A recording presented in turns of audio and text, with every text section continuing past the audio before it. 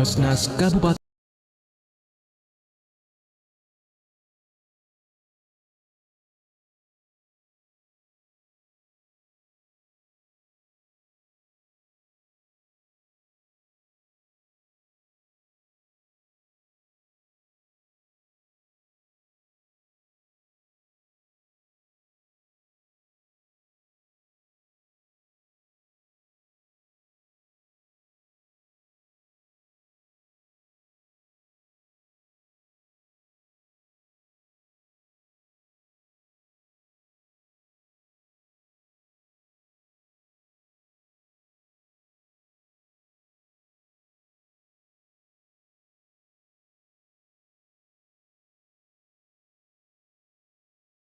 Warahmatullahi wabarakatuh. Selamat pagi kerabat Realita dimanapun Anda berada.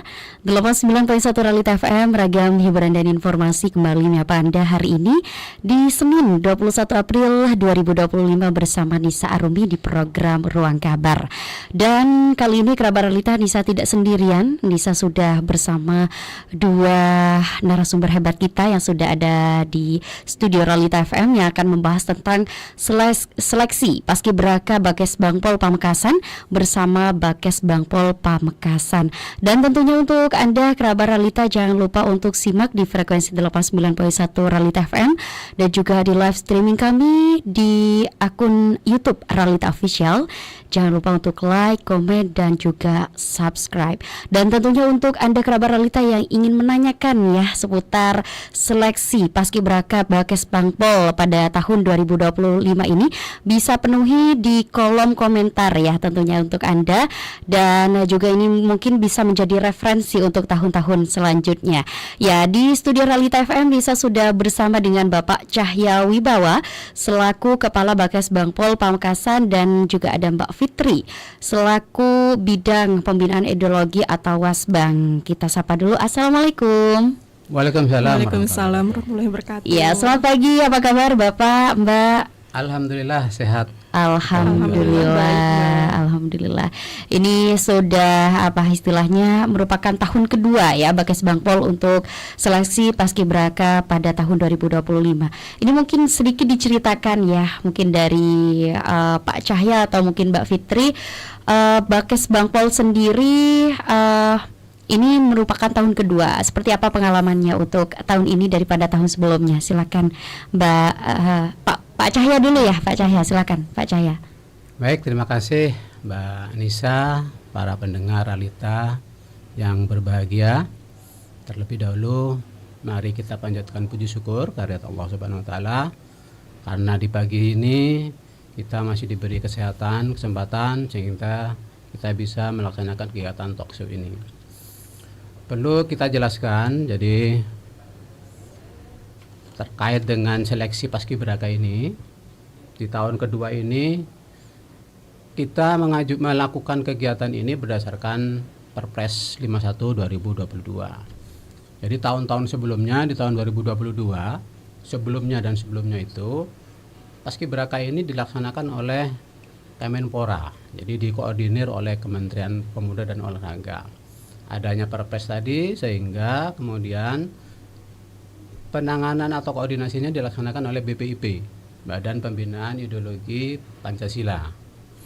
Dengan adanya Perpres tadi itu, kemudian beralihlah penanganan di daerah yang sebelumnya itu ditangani oleh Dinas Pemuda dan Olahraga, sehingga ditangani oleh Kesatuan Bangsa dan Politik Bakes Bangpol. Di tahun 2023 kemarin itu masa transisi. Jadi tahun 2023 itu sebenarnya seharusnya dengan Perpres tahun 2022 itu sudah ditangani oleh Kes Bangpol, tetapi karena masih transisi sehingga kemarin Kes Bangpol sebagai adminnya saja sementara. Jadi adminnya itu kita dari Kes Bangpol, tetapi penyelenggaranya tetap dari Disporapar. Di tahun 2024-nya baru kita menangani sendiri. Jadi Kes Bangpol baru melaksanakan seleksi Paskibraka itu di tahun 2024 dan tahun 2022 ini yang kedua kalinya. Oke, baik. Mungkin ada tambahan dari Mbak Fitri ya. Mbak Fitri mungkin kan istilahnya berbeda ya nuansanya, terus kemudian anak-anaknya. Nah, ini mungkin pengalamannya seperti apa daripada tahun-tahun sebelumnya, Mbak Fitri? Oke, Mbak Nisa, selamat pagi sebelumnya. Untuk tahun 2025 ini memang tahun kedua kami dalam pelaksanaan seleksi Paskibraka seperti itu. Tingkat Kabupaten Pamekasan, Mbak. Jadi bukan seleksi Paskibraka Bakes Bangpol, Mbak. Oke, siap. Oke, untuk tahun kedua ini sebenarnya nuansanya hampir sama, Mbak, dengan tahun 2024. Karena dalam proses rekrutmennya sendiri itu aplikasinya dari pusat, Mbak, dari BPIP langsung. Jadi ada aplikasi namanya Transparansi Paskibraka. Jadi mulai dari awal pendaftaran setiap capaska yang sebutan untuk para peserta yang berminat untuk ikut seleksi Paskibraka ya Mbak ya, capaska itu wajib membuat akun di aplikasi transparansi ini.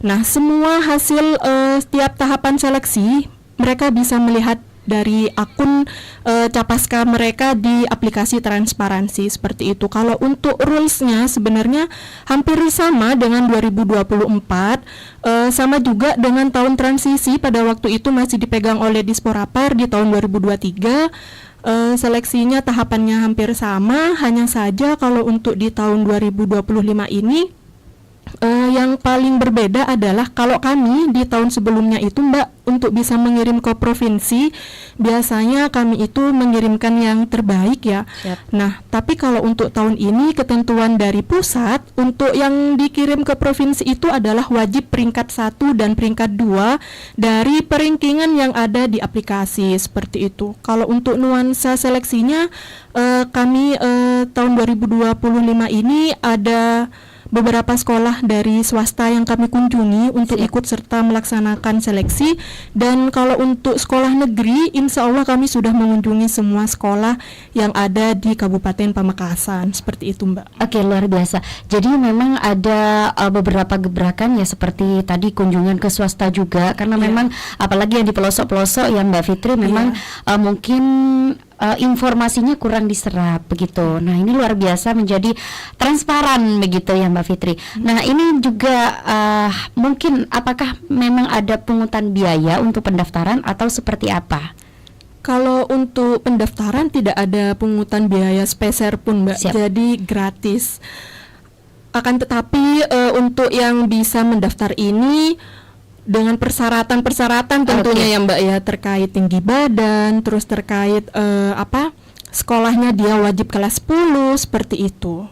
Oke, baik. Jadi memang tidak dipungut biaya sepeser pun, dan juga untuk mereka ketahuan lolos tidaknya di aplikasi yang sudah pertama kali mendaftar begitu ya. Di Oke. aplikasi seperti itu. Siap. Kita geser ke Pak Cahya.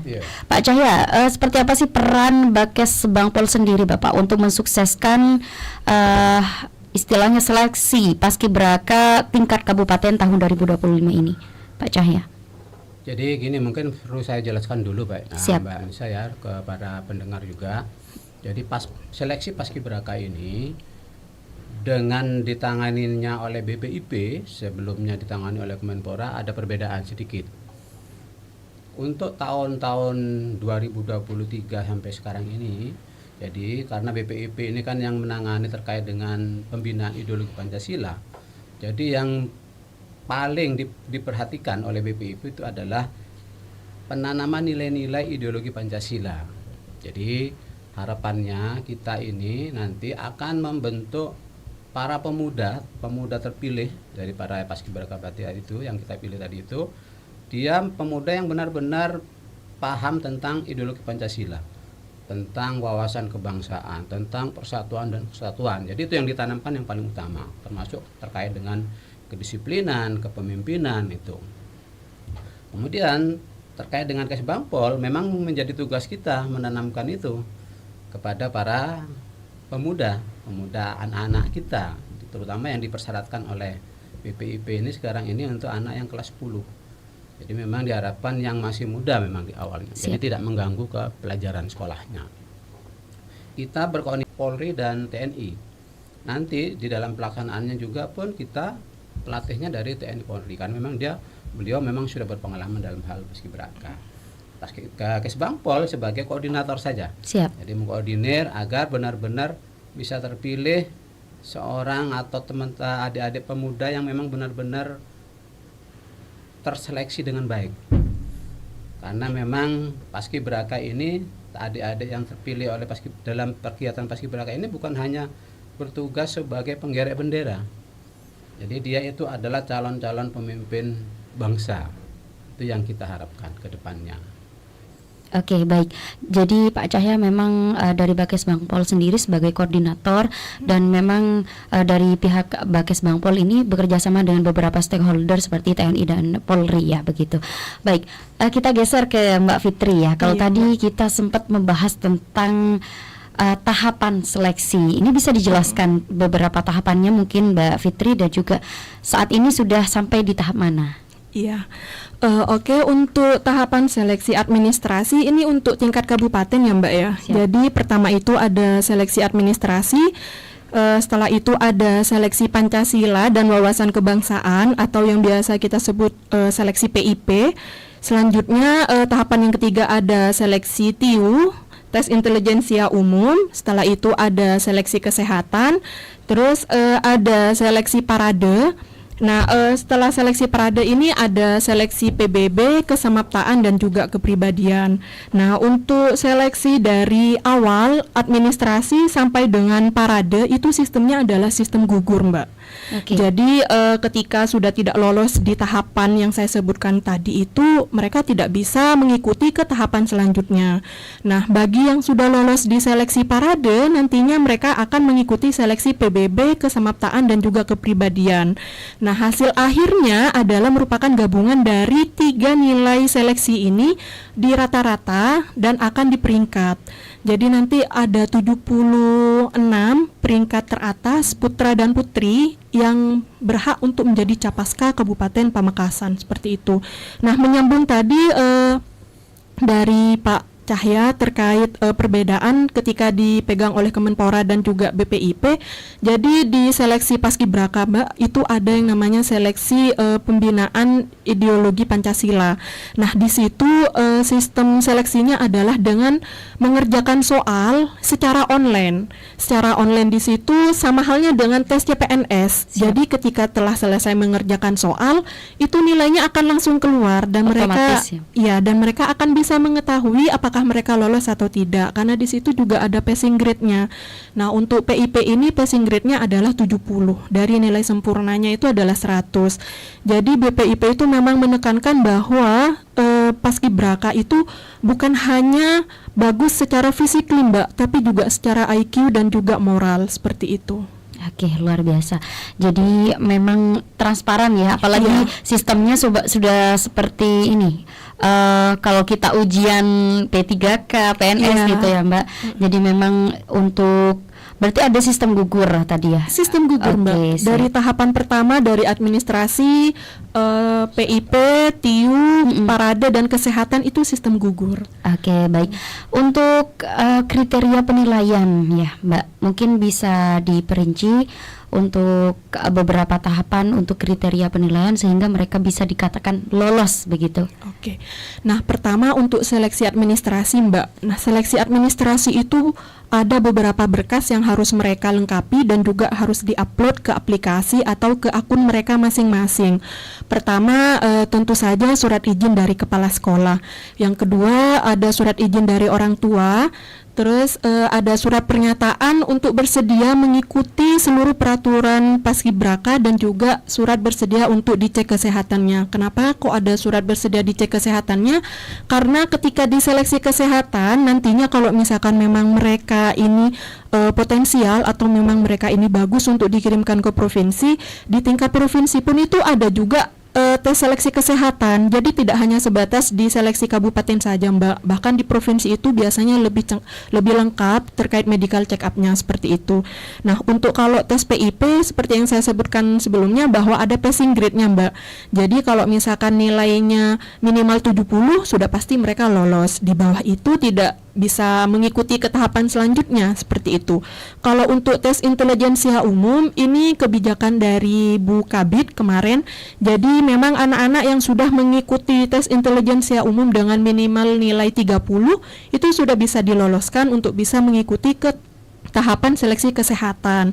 Nah, kalau untuk seleksi kesehatan ini, alhamdulillah kami tahun ini bekerja sama dengan RSUD Smart. Jadi ketika pelaksanaan kemarin di RSUD Smart selama 3 hari, Mbak, di sana dicek terkait tes kehamilan di lab, terus terkait dengan kondisi mata, karena memang persyaratan untuk paskib ini maksimal capaska itu -1, maksimalnya adalah -1. Jadi mereka kemarin ketika di poli mata itu diperiksa. Terkadang kan memang kalau anak sekolah itu meskipun tidak pakai kacamata dan juga mereka tidak pernah periksa kondisi mata kan, Mbak ya. Nah, baru tahu ternyata mereka minus seperti Iya, itu. betul. Nah, itu biasanya mereka sudah gugur seperti itu, Mbak. Terkait tes kehamilan juga. Nah, jadi ya mohon maaf kalau Ya, misalkan hamil ya tidak bisa lanjut, Mbak, seperti itu. Kalau untuk selanjutnya yaitu tes parade, biasanya itu kan dilihat dari postur tubuh, Mbak. Apakah posisi kakinya X atau O seperti itu, apakah kondisi bahunya miring atau Siap. seperti apa. Nah, kalau misalkan kondisi kaki ini ada ketentuannya juga, Mbak, dari pusat. Jadi maksimal itu batas toleransinya adalah 5 cm seperti itu untuk kaki X maupun O. Oke, baik. Ya, jadi memang sedetail itu ya Mbak Fitri untuk seleksi pada paskibraka tingkat kabupaten ini. Ya, kita bergeser ke Pak Cahya. Ini Pak Cahya, banyak sekali ya Pak Cahya masih beredar isu yang masih menyatakan, alah masih banyak orang dalam atau titipan. Nah, ini mungkin bisa disampaikan atau diklarifikasi Pak Cahya perihal isu miring yang beredar di masyarakat kita di Kabupaten Pamekasan, Pak Cahya. Baik, terkait dengan isu miring terkait dengan ordal istilahnya ya, Siap. orang dalam. Di mana-mana mesti ada ordal. Iya. Jadi memang kita kemarin sudah kita pastikan, kita sampaikan sebelum kita memulai kegiatan ini, kita sampaikan kepada para panitia. Saya sampaikan, saya langsung menyampaikan kepada Dek Fitri juga kepada kepala bidangnya, tolong diperhatikan terkait dengan titipan-titipan. Jadi memang di mana-mana itu setiap ada kegiatan ya ada saja orang titipan. Siap. Sampaikan bahwa titipan tidak masalah, wong namanya orang titipan. Yang penting persyaratan itu terpenuhi. Jadi di dalam seleksi itu kan ada persyaratannya. Jadi tingginya 170 kalau cowok ya. Kalau cowok itu minimal 170, kemudian paling tinggi 180. Misalkan dia tingginya kurang, ya tidak bisa ditoleransi, artinya seperti itu. Misalnya dia memang dititipkan ternyata tingginya 170, kan tidak ada masalah toh kalau memang itu dititipan gitu. Kemudian terkait dengan kesehatan misalkan juga.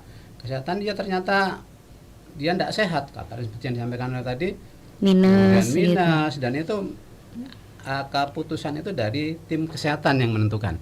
Kita hanya membina saja, mendampingi, karena memang tim itu yang punya kewenangan gitu. Jadi isu-isu seperti itu bisa saja muncul ya, bisa muncul karena mungkin ada kekecewaan dari para peserta yang mungkin tidak lolos sehingga merasa, loh kok saya tidak lolos, itu kok lolos, seperti itu. Jadi saya dari awal sudah sampaikan, kita Kesbangpol dalam hal ini pemerintah Kabupaten Pamekasan seperti tahun sebelumnya juga berharap di tahun 2025 ini kita bisa memilih para adik-adik pemuda yang terbaik di antara yang ada gitu.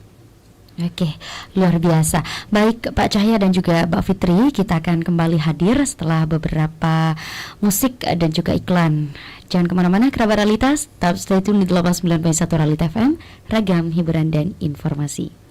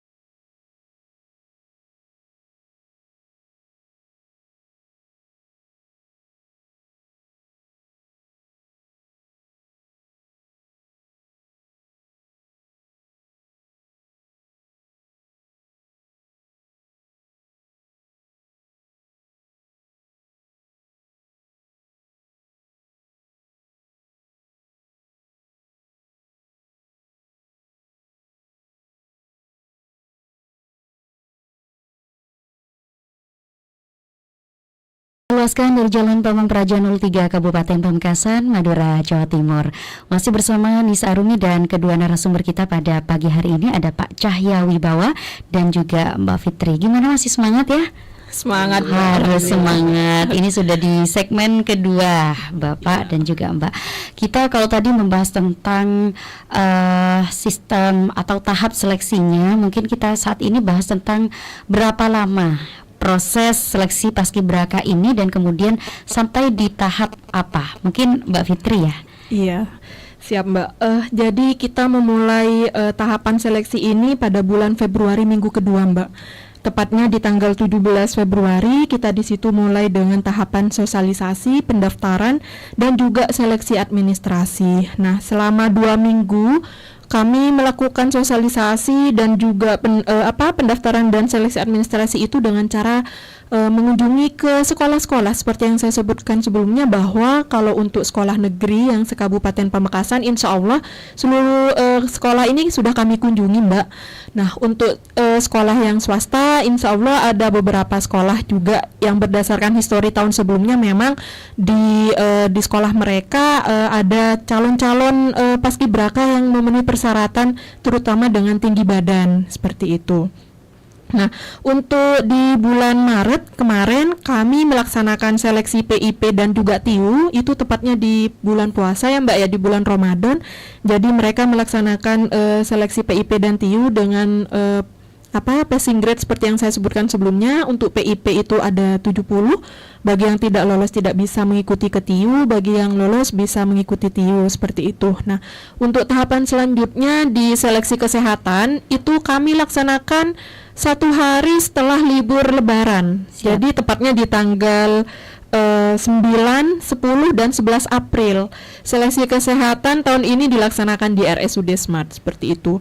Nah, setelah tahapan seleksi kesehatan di tanggal 14 April, lebih tepatnya minggu kemarin, Mbak, kita melaksanakan seleksi parade, di mana seleksi parade ini juga sistem gugur dan mereka langsung bisa mengetahui nilainya ketika mereka sudah meninggalkan tempat. Bahkan di lokasi seleksi, karena mereka kebanyakan banyak yang bawa HP ya, Mbak ya, jadi mereka bisa langsung melihat di situ hasilnya apakah mereka lolos atau tidak, seperti itu. Setransparan itu, Mbak, untuk hasil seleksi mereka bisa melihat di akun mereka masing-masing.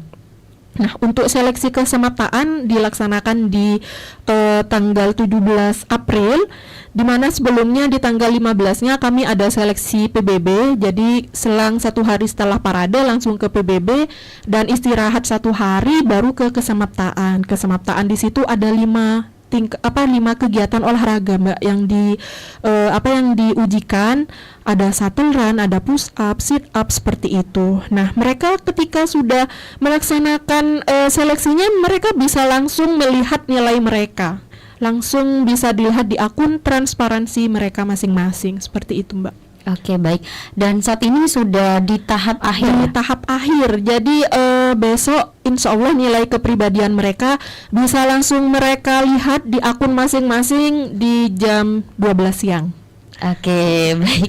Ini juga mungkin ada tambahan dari Pak Cahya. Mungkin saya tambahkan ya terkait dengan nilai kepribadian. Jadi Siap. kepribadian ini itu benar-benar objektif.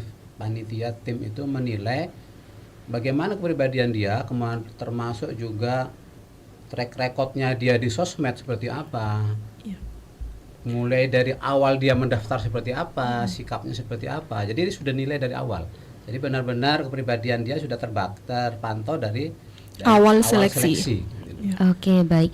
Baik dari media sosialnya begitu, terutama itu ya. Iya, karena ketika seleksi administrasi, Mbak, sebelum mereka itu mengupload dokumen, mereka itu harus melengkapi link dari sosial media mereka. Jadi minimal 1 sosial media, entah itu Facebook, Twitter ataupun Instagram. Jadi kalau misalkan ada 3 link, itu akan sangat membantu kami ketika melakukan penilaian seperti itu. Gitu, Mbak. Jadi memang ada tim khusus dari pihak Bakes Bangpol ya untuk hal Ya. itu. Oke, Iya, Mbak. baik. Dan Mbak, untuk proses seleksi fisik ini Mbak ataupun akademisi ya, ini bisa dijelaskan seperti apa? Nah, kalau untuk akademisi, seperti yang saya sebutkan, Mbak, ada seleksi PIP, pembinaan ideologi Pancasila dengan passing grade 70 dan juga ada tes intelijensia umum. Nah, kalau untuk di tes intelijensia umum ini biasanya soal-soal yang keluar itu terkait soal-soal matematika, Mbak, yang biasa mereka pelajari di sekolah seperti itu. Jadi istilahnya ya pelajaran sekolahnya mereka yang akan keluar untuk di soalnya seperti itu. Nah, kalau untuk seleksi fisik terkait di tes parade, tes PBB dan juga di kesamaptaan. Nah, untuk tiga seleksi ini mereka sebenarnya sudah bisa langsung melihat nilainya mereka. Jadi memang tidak ada istilahnya apa yang mereka lakukan, apa yang mereka usahakan, ya nilainya akan keluar seperti yang mereka usahakan, seperti itu, Mbak. Hasilnya tidak akan mengkhianati proses yang mereka lalui, seperti itu. Oke, baik, luar biasa. Jadi memang sudah ya Kerabat Realita sudah sedetail itu. Jadi ini bisa menjadi acuan juga untuk para calon paskibraka di tahun-tahun selanjutnya. Ini bisa istilahnya di up lagi, bisa diperhatikan lagi untuk baik itu persyaratan, terus kemudian tahapan-tahapan seleksinya seperti apa dan lain sebagainya. Ini kita ke Pak Cahya. Ini sebelum kita ke beberapa pertanyaan, Pak, ini Mbak juga alhamdulillah banyak sekali yang sudah bergabung di YouTube kita pada pagi hari ini. Ini ke Pak Cahya. Isu yang beredar juga Pak Cahya, ada mungkin di masyarakat kita di Kabupaten Pamekasan, kenapa sih kok selalu yang negeri, sekolah negeri yang mungkin terlalu banyak yang dipilih, atau mungkin di swasta itu hanya sepersekian persen atau bahkan tidak ada. Ini bisa diluruskan Pak Cahya tentang isu yang beredar seperti itu, Pak. Jadi gini, di persyaratannya yang kita sampaikan itu hanya anak-anak SMA atau SMK atau MA atau yang sederajat yang kelas 10. Siap. Jadi persyaratkan. Jadi tidak ada ketentuan itu SMA Betul. negeri atau yang swasta. Hanya kebetulan kemarin mungkin ya beberapa tahun yang lalu yang banyak lolos itu adalah anak-anak yang dari SMA negeri. Nah, bisa jadi mungkin karena mungkin akses untuk mendapatkan informasi bisa lebih cepat, bisa saja. Karena sekarang kan sudah online semua. Betul. Jadi kalau adik-adik misalkan yang dari swasta memang dia mengikuti perkembangan berita terkait dengan paskibraka, ya mungkin dari awal saja diikuti. Artinya dari mulai awal-awal menjelang seleksi diikuti di BPIP. Jadi seleksi BPIP itu ada di aplikasinya, aplikasi tadi itu. Bisa komunikasi dengan teman-temannya, adik-adik kakak-kakak kelasnya yang sudah pernah mengikuti, sehingga tidak terlampaui, tidak terlewatkan gitu loh. Karena memang banyak teman-teman atau adik-adik yang di luar kota, katakanlah di luar kecamatan kota, biasanya aksesnya kurang cepat gitu. Sehingga ya memang yang lebih banyak yang mengakses informasi itu ya adalah adik-adik dari sekolah yang di negeri gitu. Oke, baik. Jadi memang untuk dari yang swasta gitu. Oke, jadi untuk di persyaratannya memang tidak pilih-pilih begitu ya Bapak, Iya. tapi memang kebetulan yang paling cepat akses informasinya itu dari yang negeri. Mungkin dari pihak guru juga lebih ini ya Pak ya. Mungkin karena ada alumni, jadi memang untuk regenerasinya didaftarkan kembali seperti itu. Baik, kita langsung saja ke beberapa pertanyaan yang sudah banyak sekali ya di kolom komentar ini Bapak ya. Kita mulai dari akun video random ini Bapak. Pak mau tanya, kalau seleksi paskibraka gimana? Daftar apa ada yang langsung memilih? Kalau memang ada penyertaan sertifikat prestasi, dicek lagi. Karena kabarnya Pak, ini dulu mungkin ada pemalsuan. Nah, ini mungkin bisa ditanggapi dan diluruskan mulai dari Pak Cahya. Jadi gini ya, seperti yang saya sampaikan tadi, persyaratan semua itu sudah ada di aplikasi transparansi. Jadi adik-adik yang memang punya niat atau berminat untuk mengikuti paskibraka, jauh-jauh sebelumnya bisa mempelajari. Jadi di administrasi tadi itu apa saja yang dipersyaratkan, sehingga bisa mempersiapkan. Ada beberapa yang tidak masuk persyaratan tetapi diupload. Seperti contohnya tadi yang di dipalsukan apa tadi itu, Siap. itu sebenarnya tidak masuk dalam persyaratan. Oke. Jadi ada beberapa persyaratan. Nanti De Fitri bisa memberi perjelasan lebih detail persyaratan administrasi itu apa saja kan gitu. Jadi di luar itu sebenarnya tidak masuk persyaratan.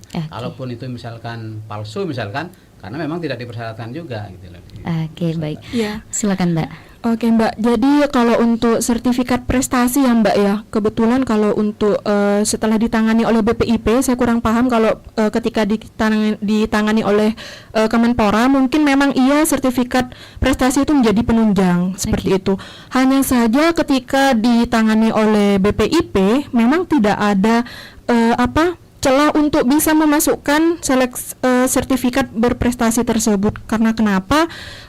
Untuk seleksi administrasi sendiri, untuk berkas-berkas persyaratannya, yang pertama yaitu surat izin dari kepala sekolah, yang kedua surat izin dari orang tua, yang ketiga surat pernyataan bersedia mengikuti seluruh aturan paskibraka, dan juga yang keempat surat pernyataan bersedia untuk dicek kesehatannya, dan yang kelima adalah surat keterangan sehat dari Vaskes, seperti itu Mbak.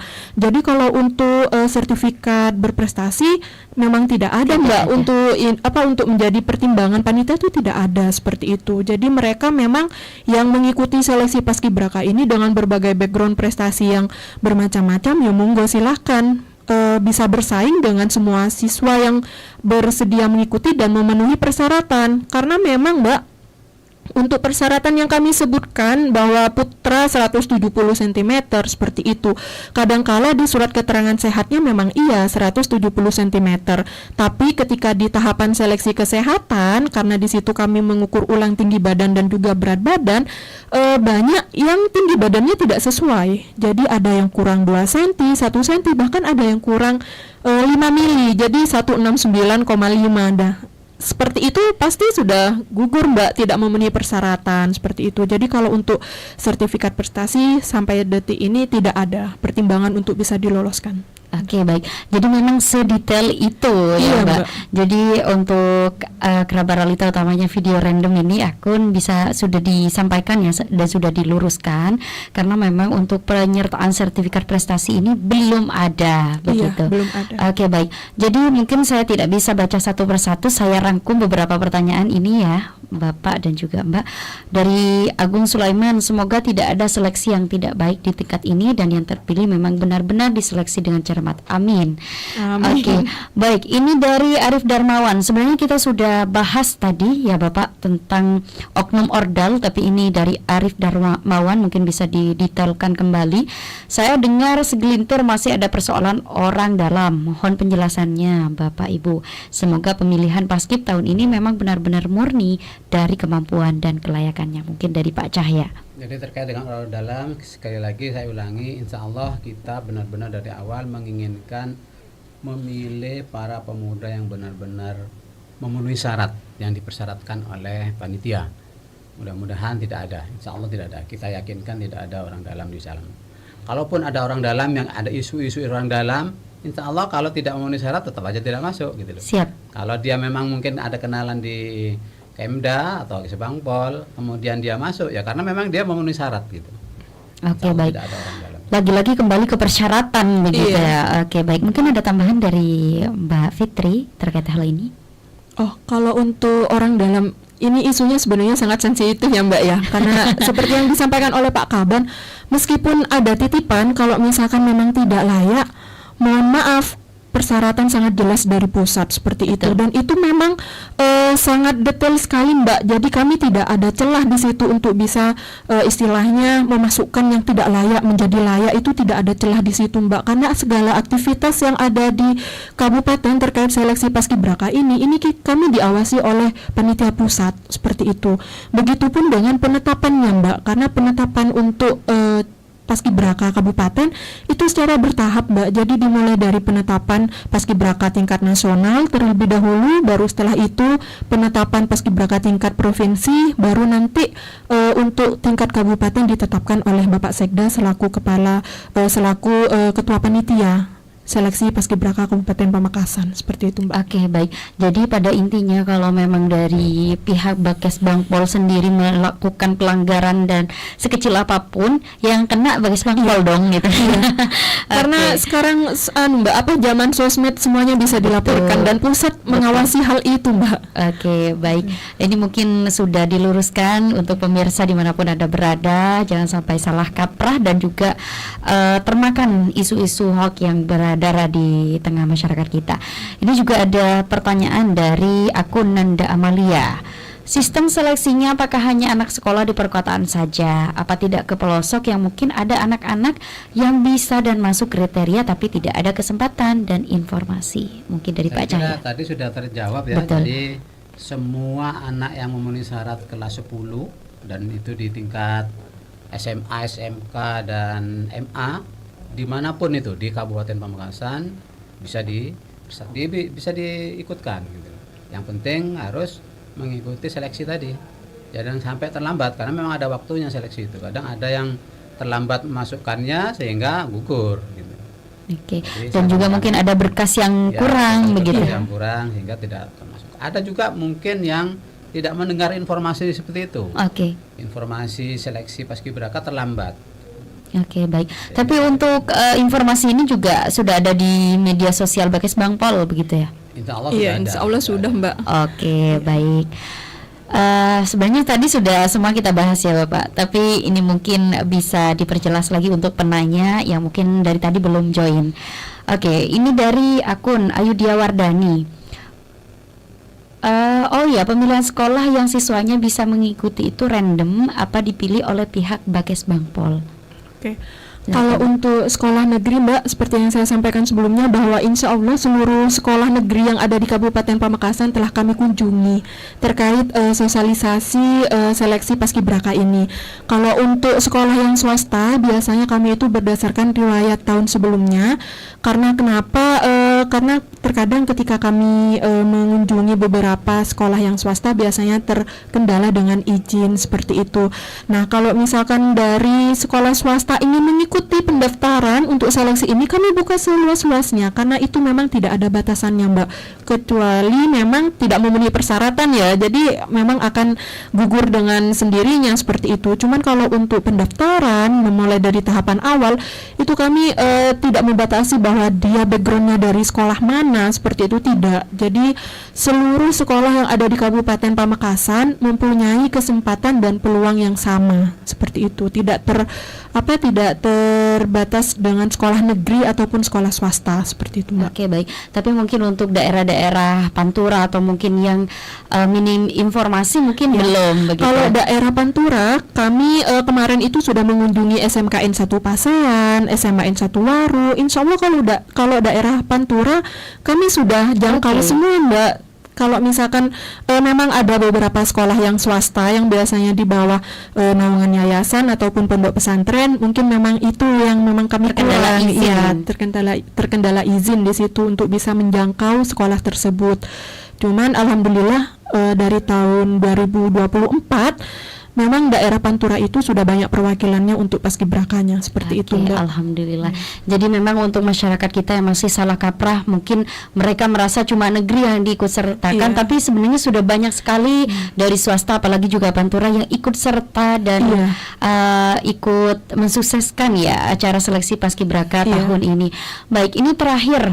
Mungkin mohon maaf juga untuk pemirsa, dari beberapa pertanyaan saya tidak bisa bacakan satu persatu, saya rangkum. Ini mungkin dari akun Sofi Andini, telat informasi nih Mbak. Adik saya masih kelas 1 SMA, apakah bisa ikut atau mungkin bisa dijelaskan minimal kelas dan maksimal kelas? Nah, ini mungkin keteteran informasi. Silakan Mbak Fitri. Ya, seperti tadi itu, jadi terlambat jadi informasi telat. Sebenarnya dia mungkin saja dia memenuhi syarat. Sehingga tidak bisa daftar. Betul ya.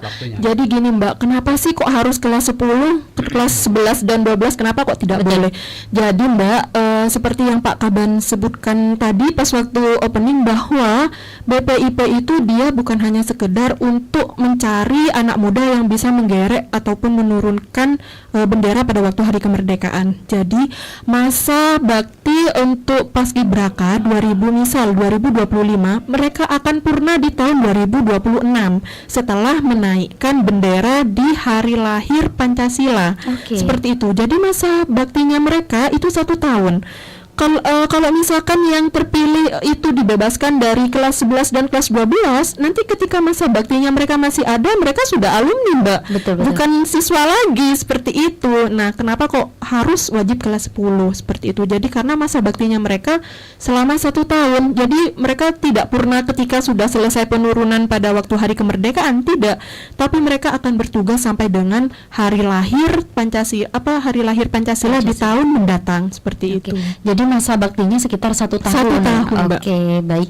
Ini mungkin untuk akun Sofi Andini yang mungkin telat informasi. Ini seharusnya kami sudah undang Mbak Kesbangpol dari bulan sebelumnya. Oke, baik. Ini terakhir ya kita ke Pak Cahya. Mungkin ada harapan Pak Cahya untuk para calon paskibraka terpilih untuk kegiatan upacara 17 Agustus nanti, dan mungkin juga ada harapan untuk calon-calon paskibraka tahun-tahun selanjutnya. Silakan Pak Cahya. Baik, terima kasih. Jadi untuk adik-adik yang saat ini sedang mengikuti seleksi Paskibraka 2025 yang sudah masuk seleksi dari beberapa tahapan kemarin, tinggal kita tahapan yang ke-6 terkait dengan kepribadian, kepribadian dan kesamaptaan ya. Iya. Jadi yang terakhir ini yang itu perankingan. Jadi nilainya nanti insya Allah kita objektif berdasarkan apa yang dilihat oleh panitia. Mudah-mudahan adik-adik yang terpilih adalah yang terbaik di antara yang terbaik gitu loh. Siap. Kemudian yang terkait dengan tahun-tahun selanjutnya, adik-adik ini juga bisa menginformasikan. Di samping kita juga menginformasikan melalui medsosnya, kemudian dengan media-media yang lain. Untuk adik-adik yang tahun depan mau mengikuti, mudah-mudahan dari awal sudah mempersiapkan. Jangan sampai terlambat seperti yang disampaikan tadi. Sudah terlambat mengikuti, akhirnya tahun depan pun dia tidak bisa karena sudah lewat kelasnya, jadi sudah kelas 11 sehingga tidak bisa mengikuti. Oke, terima kasih Pak Cahya. Mungkin ada harapan dari Mbak Fitri sekaligus closing statement. Ya, karena seleksi Paskibraka itu adalah seleksi yang bisa diikuti oleh siswa hanya sekali seumur hidup, Mbak. Bukan hanya sekali dalam sekolah ya, tapi sekali seumur hidup. Maka persiapkan diri sebaik mungkin, baik dari fisik maupun mental. Jadi ini pesan untuk seluruh siswa kelas 9 ya, kelas 9 atau kelas 3 SMP yang tahun depan akan memasuki SMA. Persiapkan diri kalian sebaik mungkin untuk bisa mengikuti seleksi Paskibraka Kabupaten Pamekasan di tahun 2026, seperti itu. Oke, luar biasa. Terima kasih Pak Cahya Wibawa dan juga Mbak Fitri sudah hadir di studio Realita FM dan juga memberikan pencerahan dan sekaligus acuan ya untuk para calon-calon paskibraka tahun-tahun selanjutnya. Dan terima kasih juga untuk para pemirsa dimanapun Anda berada yang sudah bergabung dari tadi dari formasi jam 9 hingga kali ini di formasi jam 10:10. Dan tentunya untuk Anda kerabat Realita, terima kasih juga yang sudah like, komen dan juga subscribe. Waktunya Nisa pamit undur diri. Terima kasih kebersamaannya. Nisa Arumi mengucapkan stay safe, stay healthy. Assalamualaikum warahmatullahi wabarakatuh. Waalaikumsalam. Waalaikumsalam warahmatullahi wabarakatuh.